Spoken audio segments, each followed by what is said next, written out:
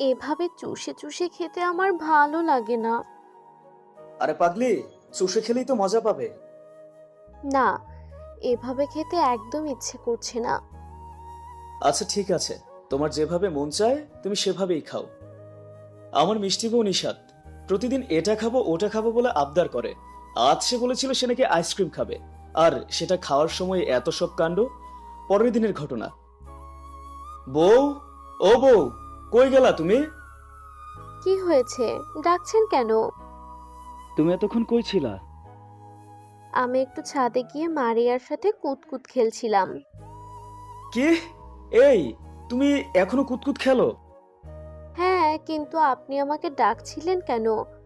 আপনার জন্য আমার একদান কাটা গেল। ওর এমন কথা শুনে আমি হাবলার মতো তাকিয়ে আছি। কেমন যেন একটা ফিল হচ্ছে। আচ্ছা, ও কি সত্যি আমার বউ? একেবারে পিচ্ছি একটা বাচ্চা মেয়ে। এখনো নাকি আমার ছোট বোনের সাথে সে কুতকুত খেলে। আমাদের বিয়ের আজ প্রায় 1 বছর কেটে গেল, এখনো এ মেয়ের বাচ্চামি গেল না। কি হলো, কিছু বলবেন? না হলে আমি খেলতে চলে যাব। না বউ, এখন তুমি আর খেলতে যেতে পারবে না। কেন পারবো না? প্লিজ, যেতে দিন না। বললাম তো যাবে না। এত খেলা কিসের? তুমি জানো না, আমি এই দুষ্টু বাচ্চা বউয়ের বাচ্চা বাচ্চা মুখটা না দেখে একটা মুহূর্ত যে আমি থাকতে পারি না। আচ্ছা, আমাকে দেখতে কি আপনার অনেক বেশি ভালো লাগে?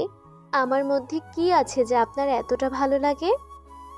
হুম, অনেক বেশি ভালো লাগে। তুমি সেটা বুঝবে না। এবার আমার লক্ষ্মী বউয়ের মতো চুপচাপ দরজাটা লাগিয়ে আমার কাছে এসে বসো তো। আমি বলতেই নিশাত দরজাটা লাগিয়ে দিয়ে এসে আমার কোলে এসে বসলো। আমি চুপচাপ কিছুক্ষণ তাকে মন ভরে দেখে নিলাম। তারপর নিশাতকে শক্ত করে জড়িয়ে ধরে ওর কাঁধে মাথা রাখলাম। নিশাত লক্ষ্মী বউয়ের মতো এক হাত দিয়ে আমার গলা জড়িয়ে ধরলো। তার মুখে লজ্জার ছাপ। লজ্জা পেলে তার ফর্সা গাল দুটো একদম লাল হয়ে যায়। আর লোভ সামলাতে না পেরে ওর গালে আলতো করে ঠোঁট ছুঁয়ে দিলাম। আচ্ছা চলুন, নিশাতের বাচ্চা কাঁধে মাথা রেখে আরাম করতে করতে আপনাদের সঙ্গে পরিচয় পর্বটা সারি। আমি মোহাম্মদ ওমর ফারুক শাওন, ডাকনাম শাওন। তবে নিশাত আমাকে ওমর ফারুক বলেই ডাকে। ইতোমধ্যে জেনে গেছেন যে নিশাত আমার একমাত্র বাচ্চা বউ। বয়স বেশি না, বয়স মাত্র 12 বছর। পড়াশোনা করে না। এর পেছনেও বেশ বড় একটা কাহিনী আছে। সে পিচ্ছি হলে কি হবে, সে কিন্তু দেখতে অসম্ভব সুন্দরী। মাশাআল্লাহ। বাইরে বের হলেই সব ছেলের নজর তার দিকে পড়ে। এটাই তো স্বাভাবিক, সুন্দরী মেয়ে বলে কথা। নিশাতের এই বিষয়টা একদম ভালো লাগে না। আর আমি বুঝিনি তো, কেউই তো চায় না যে তার বউয়ের দিকে অন্য কেউ নজর দিক, তাই না? তাই সবার সম্মতিতেই নিশা তার স্কুলে যায় না। সারাদিন আমার সাথে দুষ্টুমি করে, আর সময় পেলেই তার ননদের সাথে কুতকুত খেলে। সে যে কতটা দুষ্ট, গল্পের সাথেই থাকুন, জানতে পারবেন। বিকেলে রুমে বিকেলে রুমে শুয়ে শুয়ে আমার আর নিশাতের বিয়ের ছবিটা দেখছিলাম। এমন সময় কিচেন থেকে আম্মুর ডাক। শাওন, শাওন, কোথায় গেলি? হ্যাঁ আম্মু, বলো, ডাকছো কেন? এই দেখ, নিশাত আর মারিয়া এসব কি করেছে। ওরা কি করেছে আম্মু? তোর আব্বু সকালে 1 প্যাকেট সেমাই এনে রেখেছিল। দেখ, তোর বউ আর বোন মিলে সেমাই গুঁড়ো করে চাল বানিয়ে খেলছে। আমি আম্মুর কথায় আশ্চর্য হয়ে নিচের দিকে তাকালাম। সত্যি, দুই পিচ্চি সেমাইয়ের গুঁড়ো দিয়ে খেলছে। এই দেখে আমি কিছুটা রেগে নিশাতকে ডাক দিলাম। হঠাৎ আমার ডাক শুনে নিশাত ভয়ে চমকে উঠে পেছন ফিরে তাকালো। তারপর আমাকে দেখেই ধীরে ধীরে উঠে দাঁড়ালো। আমি ওর কাছে গিয়ে হাত থেকে সেমাইয়ের বাটিটা কেড়ে নিয়ে বললাম, এই নিশাত, এসব কি? কি হলো, চুপ করে আছো কেন? হ্যাঁ, এসব কি? হ্যাঁ, শিশির সেমাই, আসলে মারিয়া বলছিল তাই। নিশাত ভয়ে আমতা আমতা করে কথাগুলো বলল। এদিকে মারিয়া আমাকে দেখি দৌড়ে আম্মুর পেছনে গিয়ে লুকিয়ে আছে। কি তাই তাই করছো? নিশাত, তুমি এখন অনেক বড় হয়ে গেছো, এসব আর করবে না, ঠিক আছে? সরি। হয়েছে, আর মেয়েটাকে বকিস না। এমনিতেই তোকে দেখে অনেক ভয় পেয়ে আছে। যত দোষ তোর বোনের। তুই নিশাতকে বলে দিবি ওর সাথে যেন না খেলে, তাহলেই দুষ্টামিটা ঠিক হয়ে যাবে। ঠিক আছে আম্মু, নিশাত এগুলো ডাস্টবিনে ফেলে দিয়ে রুমে চলে এসো। হুম। এই বলে আমি রুমে এসে বসে আছি, কিন্তু পিচ্চিটার কোনো খোঁজ নাই। নিশ্চয়ই আবার কোনো ঝামেলা বাঁধাবে। এই ভেবে লাফ দিয়ে বিছানা থেকে উঠে বসলাম। রুমের বাইরে এসে দেখি নিশাত আমাদের রুম থেকে কিছুটা দূরে দাঁড়িয়ে আছে, হয়তো রুমে আসতে ভয় পাচ্ছে। এই পাগলিটারে নিয়ে আমি কি যে করি। আমি কিছু না বলে নিশাতের কাছে গিয়ে ওকে কোলে করে রুমে নিয়ে আসলাম। তারপর নামিয়ে দিতেই আমার থেকে কিছুটা দূরে সরে দাঁড়ালো। তখন আমি বিরক্ত হয়ে রাগী চোখে একবার তার দিকে তাকিয়ে আবারও কাছে গিয়ে কোলে করে এনে বিছানায় শুয়ে দিলাম। তারপর নাকের সাথে নাক ঘষে বললাম, কি পিচ্ছি বউ, রাগ করছো? না, আমি রাগ করিনি। আচ্ছা সরি, আর বলবো না। তুমি রাগ করো না বউ, শব্দ সই পেতনিটার। এই বলে নিশাতকে শক্ত করে জাপটে ধরে ওর কপালে আলতো করে চুমু এঁকে দিলাম। তারপর নিশাত লজ্জা পেয়ে আমার বুকে মুখ লুকালো। 1 বছর আগে। এই যে, আরে এই বুইড়া বেডা, আপনাকেই বলছি। এই পিচ্ছি, বুড়ো কাকে বলছো? আমাকে যেই লোকটা বিয়ে করতে আসছে তারে বলছি। তাই? হ্যাঁ, আমাকে তোমার কোন দিক থেকে বুড়ো বুড়ো লাগে? হ্যাঁ, সব দিক থেকেই। তাহলে আপনি আমার মতো একটা বাচ্চা মেয়েকে বিয়ে করতে আসছেন কেন? মেয়ে আমার খুব পছন্দ হয়েছে, তাই ভাবছি বিয়ের পর তার সাথে কুতকুত খেলবো। কি? আপনি এসব খেলা খেলতে পারেন? একটু একটু বারে, না পারলেও কি, তুমি তো শিখিয়ে দিবে। হ্যাঁ, আমি আপনাকে শিখিয়ে দেব। আচ্ছা ঠিক আছে, তাহলে এবার 3 কবুল বলে দাও। আমি বলার সাথে সাথেই পিচ্চিটা এক নিঃশ্বাসে 3 কবুল বলে দিল। ওর এমন কাজে বাকি সবাই অবাক হয়ে আমাদের দিকে তাকিয়ে আছে। বিয়ের পর। এ কি, আপনি খাটের ওপর আসছেন কেন? বারে, আমি ঘুমাবো না? হ্যাঁ ঘুমান, কিন্তু আমার সাথে কেন ঘুমাবেন? তুমি আমার বউ, তাই তোমার সাথে ঘুমাবো। না, আমি আপনার সাথে ঘুমাবো না। আপনি একটা পচা লোক, একটা মেয়ের সাথে এক খাটে ঘুমাতে চান। কথাটা বলেই নিশাত গাল ফুলিয়ে বসে রইল। ধুর, কেন যে এই পিচ্ছি মেয়েটারে আমি বিয়ে করতে গেলাম। জানতাম আজ আমার বাসর করা হবে না, কিন্তু এখন তো দেখছি জোরে ধরে আমার ঘুমানোটাও হবে না। হঠাৎ একটা বুদ্ধি মাথায় আসতেই ঠোঁটের কোণে হাসি ফুটিয়ে তাকে বললাম, আচ্ছা নিশাত, তুমি কি তোমার আব্বু আম্মুকে একসাথে ঘুমাতে দেখেছো? হ্যাঁ দেখেছি তো। আমি যখন ওদের সাথে ঘুমাতাম তখন ওরা দুজন একসাথে একজন আরেকজনকে জড়িয়ে ধরে ঘুমাতো। মারছে রে, আমার বাচ্চা বউটা বলে কি, আমি তো শুধু একসাথে ঘুমানোর বিষয়টা বোঝাতে চাচ্ছিলাম, বাট সে তো দেখছি আমার থেকেও আরো এক ধাপ এগিয়ে গেছে। যাক, ভালোই হয়েছে। বিড়াল মারা না হলেও অন্তত তাকে জড়িয়ে ধরে ঘুমাতে তো পারবো। আমি এসব ভেবে খুশি হয়ে তাকে কিছু বলতে যাব, তখনই সে বলল, এই বুড়ো লোক, আপনি এসব কেন জিজ্ঞেস করছেন? হ্যাঁ দেখেছো তো, তোমার আব্বু আম্মুর বিয়ে হয়েছে, তাই ওনারা একসাথে জড়িয়ে ধরে ঘুমায়। আজ তো আমরাও বিয়ে করেছি, তাই না? তাহলে আমরা ঘুমাতে একসাথে দোষ কি? হ্যাঁ তাই তো, কিন্তু আমি প্রতিদিন আম্মুকে জড়িয়ে ধরে ঘুমাই। আজ না হয় আমাকে জড়িয়ে ধরে ঘুমিও। এই, আপনাকে জড়িয়ে ধরে ঘুমালে আপনি আমাকে বকবেন না তো? না পিচ্ছি, বকবো না। আসো দুজনে তাড়াতাড়ি ঘুমিয়ে যাই, কাল তোমাকে নিয়ে শ্বশুর বাড়ি ঘুরতে যাব। এই, আপনার শ্বশুর বাড়ি কোথায়? কেন, তুমি জানো না? আচ্ছা শোনো, আমার শ্বশুর বাড়ি মানে হচ্ছে তোমার আব্বুর বাড়ি, বুঝছো? আর উনি আমার শ্বশুর হন। হ্যাঁ বুঝছি। এই, আমি বাথরুমে যাব। হ্যাঁ যাও, এইদিকে বাথরুম। আপনি একটু আসুন না, আমার ভয় করে। আচ্ছা চলো, ভিতর ডিম। ভিতর ডিম বলতেই নিশাত ভেঙচি কেটে আগে আগে ওয়াশরুমে চলে গেল। আমিও তার পেছন পেছন গিয়ে দরজার কাছে এসে দাঁড়ালাম। কিছুক্ষণ পর নিশাত বেরিয়ে আসতেই ভাবলাম পিচ্চিটারে কোলে নেই। না থাক, একদিনে এত কিছু করলে পিচ্চিটা আবার কি থেকে কি ভেবে বসবে। এর চেয়ে ভালো ওকে জড়িয়ে ধরে ঘুমিয়ে গেলাম। পরের দিন সকালে ঘুম থেকে উঠে দেখি পিচ্চিটা আমার পাশে নেই। আয় হায়, পিচ্চি গেল কই?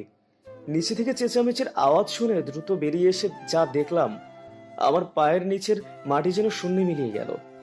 আমি রুম থেকে বেরিয়ে সিঁড়ির সামনে আসতে দেখি নিশাত সিঁড়ির একদম নিচে পড়ে আছে। বাসার সবাই ওকে ঘিরে দাঁড়িয়ে আছে। আমি দৌড়ে সিঁড়ি বেয়ে নেমে নিশাতের পাশে গিয়ে হাঁটু গেড়ে বসলাম। পিচিটার হাত পায়ের অনেক অংশ ছিলে গেছে। তাকে কয়েকবার ডাকার পর বুঝলাম সে জ্ঞান হারিয়েছে। আম্মু তাড়াতাড়ি ফার্স্ট এড বক্স নিয়ে এসে আমার হাতে দিল। তখন আমি আম্মুকে বললাম, নিশাত কিভাবে পড়ে গেল আম্মু? তোমরা কি কেউ দেখেছো কিভাবে পড়ে গেছে? হ্যাঁ, আমি কিছুক্ষণ আগেই তোদের দুজনকে ডাকতে উপরে যাচ্ছিলাম, তখনই দেখি তোর বউ খুব দ্রুত সিঁড়ি দিয়ে নামছে। তারপর কিছু বুঝে ওঠার আগে গড়িয়ে নিচে পড়ে গেল। আচ্ছা আম্মু, আমি ওকে নিয়ে রুমে যাচ্ছি। ওর জ্ঞান ফিরলে খেতে নিয়ে আসবো। হ্যাঁ যা, আবার ওকে যেন বকিস না। মেয়েটা এমনিতেই বাচ্চা, ভাগ্য ভালো বেশি ব্যথা পায়নি, না হলে কি যে হতো। আম্মুর সাথে কথা শেষ হতেই পিচ্চিটাকে কোলে নিয়ে রুমে চলে আসলাম। তারপর তাকে বিছানায় শুয়ে গ্লাস থেকে পানি নিয়ে ওর মুখে ছিটিয়ে দিলাম। নিশাত একটু নড়ে উঠতেই আবার নিশ্চুপই থেকে গেল। ভাবলাম ওর সাথে একটু দুষ্টুমি করা যাক। যেই ভাবা সেই কাজ। ধীরে ধীরে নিশাতের খুব কাছে গিয়ে ওর মুখে ঠোঁট লাগিয়ে জোরে ফু দিলাম। গরম বাতাসে মুখে যেতেই সে একটু কেঁপে উঠল। এই, আপনি আমার মুখের সাথে কি করেছেন? আরে কিছু করিনি তো, আমি শুধু তোমার ঠোঁট খেতে চাচ্ছিলাম। ছি, ঠোঁট কেউ খায় নাকি? আপনি খুব পচা। আমাকে একা পেয়ে ঠোঁট খেতে আসছেন। আচ্ছা, এত কথা বলো কেন তুমি? হ্যাঁ, চুপ করে শুয়ে থাকো। আমি তোমার ঠোঁটে গভীর চুমু খাবো, বুঝছো? না, আমি দিব না আমার ঠোঁট। তাহলে আমি জোর করে খাবো। আমি আপনার চ্যাপ খেতে পারবো না। এই, একদম কাঁদবে না। আর ছ্যাপ খাবে মানে? ওসব কি কেউ খায় নাকি? কেন? আপনিই তো বললেন আমার ঠোঁট খাবেন। তখন তো আপনার ঠোঁট আমার ঠোঁট লাগবে, আর আপনার মুখের স্যাপ আমার মুখে আসবে। প্লিজ, আমি খাবো না চ্যাপ। হায় আল্লাহ, এই পিচ্ছিটা বলে কি? আমি নাকি ওরা থুতু খাওয়াবো? জলদি একটা দড়ি ফালাও, উঠা আসি। সাদের বিবাহিত জীবন আর ভালো লাগে না। এই চুপ, যা বোঝো না সেটা নিয়ে কান্না করো কেন? হ্যাঁ আমি সব বুঝি। হ্যাঁ, তুমি তো সব বোঝো। এখন একটু চুপ করো, মিষ্টি মুখটা সেরে ফেলি। এই বলে পিচিটাকে শক্ত করে চেপে ধরে ওর ঠোঁটের ঠোঁট ছুঁয়ে আরো গভীর চুমু এঁকে দিলাম। সাথে সাথে আমাদের দুজনের শরীরে মৃদুভাবে ঝাঁকিয়ে দিল। কয়েক সেকেন্ড চুমু খেতেই নিশাত হাত দিয়ে আমার মুখ সরিয়ে দিল। তারপর যেই উঠতে যাবে, আহ, পায়ে খুব ব্যথা লাগছে। হ্যাঁ তা তো লাগবেই। কে বলেছিল এত সকালবেলা ঘুম থেকে উঠে দৌড়ে সিঁড়ি বেয়ে নামতে? তোমার যদি কিছু একটা হয়ে যেত? সরি, আমি আসলে বুঝতে পারিনি। জানি। তুমি তো একটা পিচ্চি, বুঝবে কি করে? আজ থেকে তোমার একা একা নিচে যাওয়া একদম বন্ধ। যদি যাও তাহলে কিন্তু অনেক মার দিব বলে দিলাম। কিন্তু আমার এখন অনেক খিদে পেয়েছে। তুমি বসো, আমি নিচে গিয়ে আমাদের দুজনের জন্য খাবার নিয়ে আসছি। আর শোনো, একদম খাট থেকে নামবা না বলে দিলাম। যদি নামো তাহলে আমার মুখের সব ছ্যাপ খাইয়ে দেবো কিন্তু। আমার কথা নিষেধ মুখে ভেঙচি কেটে অন্যদিকে ঘুরে তাকাতেই আমি নিচে এসে আম্মুকে বলে দুজনের জন্য খাবার নিয়ে রুমে এসে দেখি পিচ্ছিটা আমার বলা সত্ত্বেও খাট থেকে নেমে হাঁটাহাঁটি করছে। এসব দেখে রাগে কটমট করতে করতে খাবারগুলো টেবিলে রেখে ওর সামনে গিয়ে দাঁড়ালাম। এতে সে ভয় পেয়ে আবারও খাটের দিকে যেই যেতে চাইলে আমি তার হাত ধরে কাছে এনে বললাম, আমি বলার পরও তুমি নিচে কেন নামছো? আমার আরো অনেকগুলো চুমু চাই। হ্যাঁ, তার জন্য এই হাতে পায়ে ব্যথা নিয়ে নিচে নামতে হবে? আমি তো এমনিতেই দিতাম। আমি ভেবেছিলাম দিবেন না, তাই এমন করেছি। কেন, আমার নোংরা থুতু কি অনেক মিষ্টি খেতে? হ্যাঁ, অনেক মিষ্টি। আমি আবারও খেতে চাই। আচ্ছা, আগে খাবার খাও, তারপর দিব। না, আমি খাবো না। তাহলে আমিও মিষ্টি দিব না? আচ্ছা, খাবো, পরে কিন্তু অনেক মিষ্টি দিতে হবে।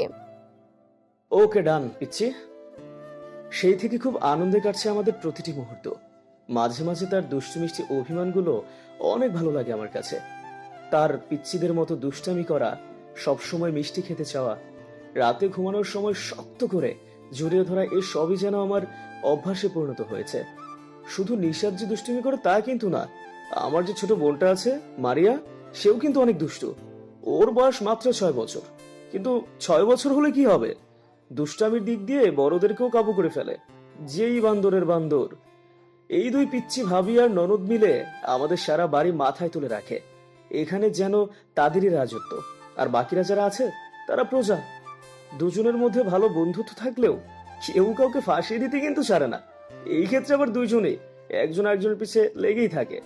এই তো একটু আগেই আমার দুষ্টু বোন মারিয়া কিচেনের সেলফ থেকে সেমাইয়ের প্যাকেট বের করে গুঁড়ো করছিল, তখনই নিশাদ সেটা দেখে ফেলে। তারপর আর কি, তারপর আম্মুকে কিচেনে আসতে দেখেই মারিয়া বাড়িটা নিশাতের হাতে দিয়ে দেয়। ব্যাস, ফেসে গেল আমার বাচ্চা বউটা। আর কি করার, অবশ্য আম্মু জানে এখানে মারিয়াই কোনো একটা কারসাজি করেছে, তাই তখন নিশাতকে বকতে বারণ করেছিল আম্মু।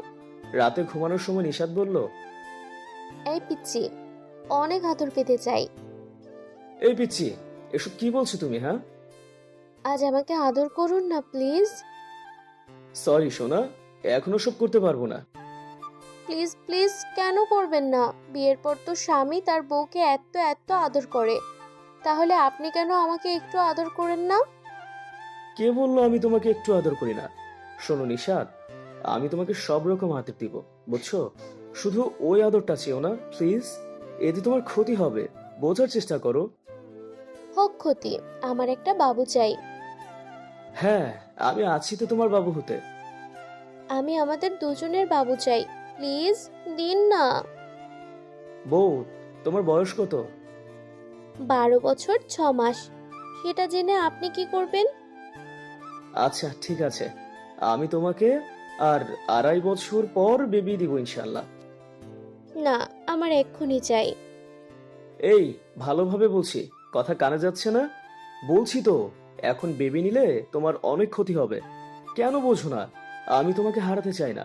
তুমি নিজেই তো একটা পিচ্ছি, তাহলে এত বেবি বেবি করো কেন? হ্যাঁ, আমি অনেক রেগে দাঁতের দাঁত চেপে কথাগুলো বলতেই নিশাত কান্না করে দিল। কিছুক্ষণ তাকিয়ে তাকিয়ে ওর কান্না ভেজা মুখটা দেখলাম, গাল বেয়ে পানি পড়ছে। তাকে দেখতে আরো বেশি মায়াবী লাগছে। নিশাতের কান্না দেখে আস্তে আস্তে আমার সব রাগ শেষ হয়ে গেল। তারপর আমি তার কাঁধে মাথা রেখে মৃদু কণ্ঠে বললাম, নিশাত শোনো, তুমি এখন বেবি নিলে বেবিরও অনেক ক্ষতি হবে, বোঝার চেষ্টা করো। ডেলিভারির সময় বাচ্চা বা তুমি তুমি কিংবা দুজনের কেউ নাও বাঁচতে পারো, তখন আমার কি হবে বলো? আমি তোমাদের দুজনকে হারাতে চাই না। আমি তোমাদেরকে হারিয়ে কিভাবে থাকবো? তুমি কেমনটা চাও পিচ্ছি, বলো আমাকে। আমি খুব নরম স্বরে কথাগুলো বলে নিশাতের চোখের পানি হাতের উল্টো পিঠ দিয়ে মুছে দিলাম। নিশাত লাফ দিয়ে আমার বুকে এসে পড়লো, তারপর বলল, ওই, একদম আপনাকে ছেড়ে যাওয়ার কথা বলবেন না। আমি এই বুড়োটার সাথে অনেক দিন বাঁচতে চাই। আমার এখন বাচ্চা চাই না, বাচ্চা আমরা পরে নেব। এই তো আমার পিচ্ছি বউ, কত ভালো তুমি, অনেক ভালোবাসি সোনা। আমিও এত এত ভালোবাসি আমার এই বুড়ো জামাইটারে। এই বলে পিচ্ছিটা আমাকে ধাক্কা মেরে বিছানায় ফেলে দিয়ে আমার বুকে এসে শুলো। এরপর তার চুলের মাতাল করা ঘ্রাণ নিতে নিতে ঘুমের দেশে হারিয়ে গেলাম। কয়েক বছর পর পিচ্ছিটা আর আগের মতো নেই, এখন অনেকটা বড় হয়ে গেছে। বয়সের সাথে সাথে তার বাচ্চামিগুলো প্রায় হারিয়ে গেছে। আজ শর্তানুযায়ী নিশাতের 15 বছর বয়স পূর্ণ হবে। এটা জানার পর তার খুশি আর কে দেখে। নিশাতের কথা মতো সারা দিন আমরা দুজন অনেক জায়গায় ঘুরে বেরিয়েছি, তাকে অনেক ফুচকা আর চকলেট খাইয়েছি। এর জন্য স্পেশাল আমার মিষ্টি ছ্যাপ তো আছেই। সবশেষে আবারও নতুন করে বাসর সাজালাম। এতদিন বিড়ালটারে অনেক ছাড় দিছে, কিন্তু ও বারবার আমার দুধের গ্লাসে মুখ দিতে আসে, তাই আজ ওরে মারবই মারবো। এই ভেবে রাত 9টার পরে রুমে ঢুকলাম। হই, আমার বাচ্চা চাই। কি? বাচ্চা? আমি বাচ্চা কই পাবো? বাচ্চা কই পাবেন মানে? হ্যাঁ ঠিকই তো, আমি একটা বুড়া মানুষ, এই বয়সে বাচ্চা কই পাবো?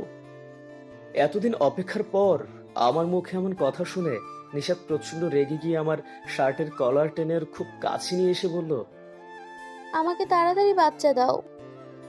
না, আমি জাস্ট চুমা দিব। প্লিজ এমন করো না, অনেক অপেক্ষা করেছি, আর পারছি না। এবার আমাকে আদর দাও, অনেক অনেক আদর দাও। ভালোবেসে তোমার খুব কাছে টেনে নাও প্লিজ। কিন্তু তুমি তো আমার কাছেই আছো, আর কত কাছে নিব? আমার কথায় নিশাতের মুখে হতাশার ছাপ ফুটে উঠল। সে কিছুক্ষণ অসহায় মুখ করে আমার দিকে তাকিয়ে থেকে খাট থেকে নেমে দরজার কাছে গিয়ে দাঁড়ালো। তখন আমি নিশাতের কাছে গিয়ে ওকে পেছন থেকে জড়িয়ে ধরলাম। তারপর ওর কাঁধে থুতনি ঠেকিয়ে ঘাড়ে চুমু খেলাম। হঠাৎই নিশাত আমার হাতে হাত রেখে নিজেকে ছাড়িয়ে নিল। তারপর রাগী সুরে বলল, কি হলো? ছাড়ুন। এখন কেন আসছেন? আপনি এত বুড়ো মানুষ, আর এই বুড়ো লোকদের না, আমার একদম সহ্য হয় না। আমার বাচ্চা বউটা খুব আদর চাচ্ছে, তাই তাকে আদর করতে। কে আপনার বাচ্চা বউ?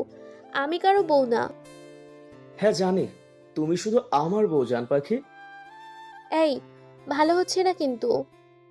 কি ভালো হচ্ছে না বলো? ও বুঝছি, এই অল্প আদরে আমার জানটার মন ভরছে না, তাই তো? আচ্ছা আসো, অনেক বেশি আদর দিব আজ, যা তুমি সারা জীবন মনে রাখবা। তাহলে বাবু দেবেন তো? ইনশাল্লাহ, আল্লাহ যদি চান আমি তোমাকে অনেকগুলো দিব। এখন একটা চুমু দাও। এই, আমি লজ্জা পাচ্ছি? এত লজ্জা কিসের? এতদিন আদর আদর করে খুব জ্বালিয়েছো, আজ তোমাকে অনেক বেশি আদর দিব। এই বলে আমি তার ঘাড়ে আবারও মুখ ঘষলাম, তারপর ওকে কোলে নিয়ে বিছানায় বসিয়ে দিলাম।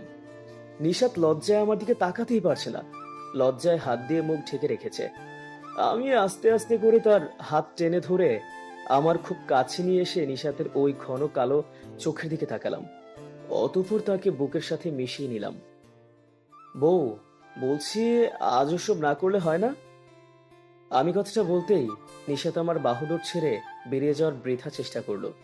এসব দেখে আমি তাকে আরো শক্ত করে জড়িয়ে ধরলাম।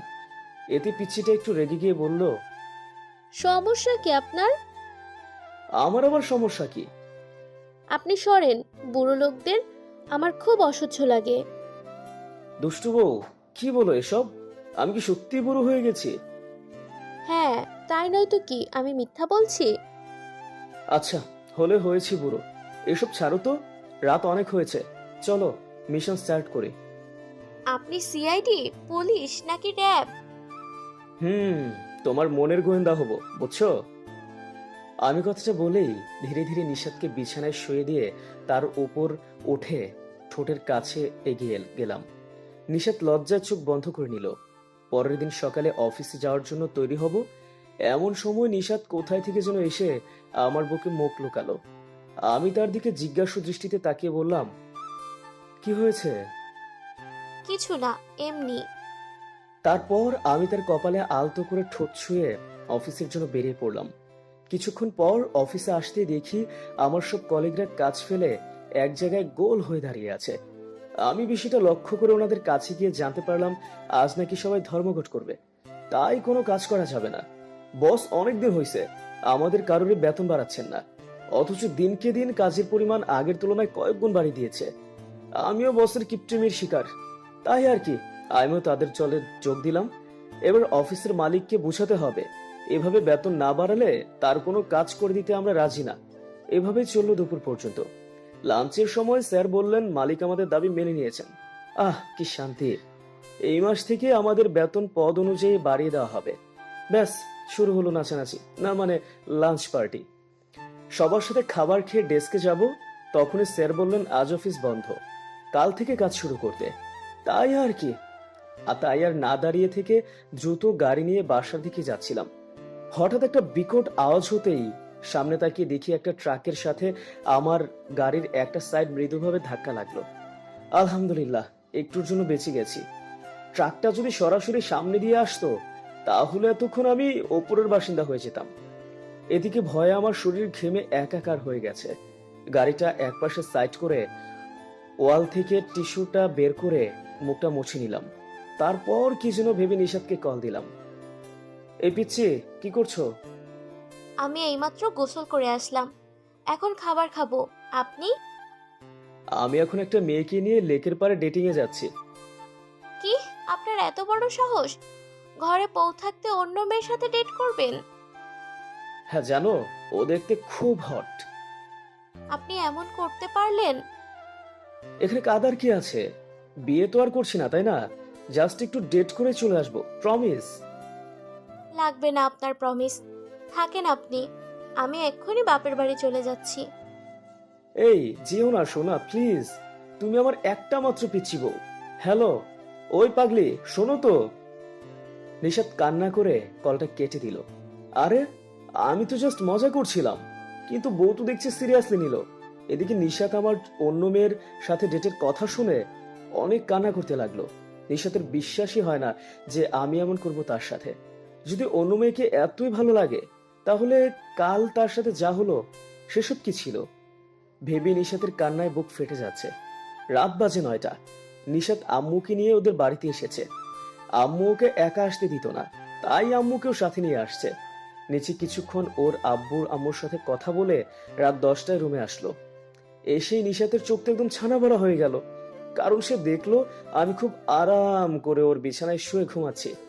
সে হয়তো এই অবস্থায় আমাকে এখানে আশা করতে পারেনি।